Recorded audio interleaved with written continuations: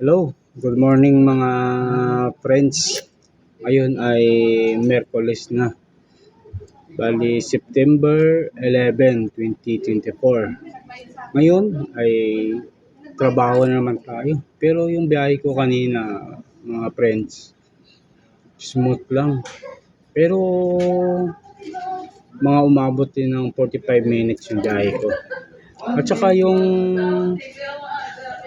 quotation ko ngayon mga friends is about friendship.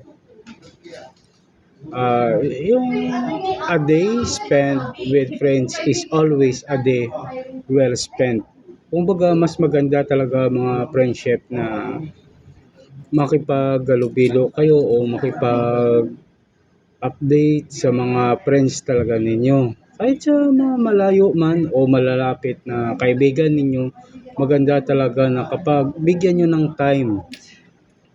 Kasi maganda yung may time kayo sa bawat isa para mag-bonding, kayong magpe-friendship, no? Para at least yun yung isa ring paraan na para maging solid ang inyong pagkakaibigan, no?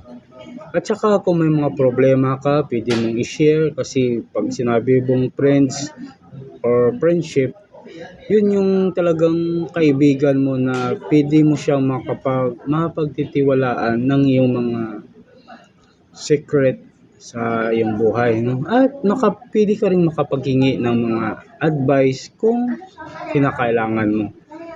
Yan lang guys, no?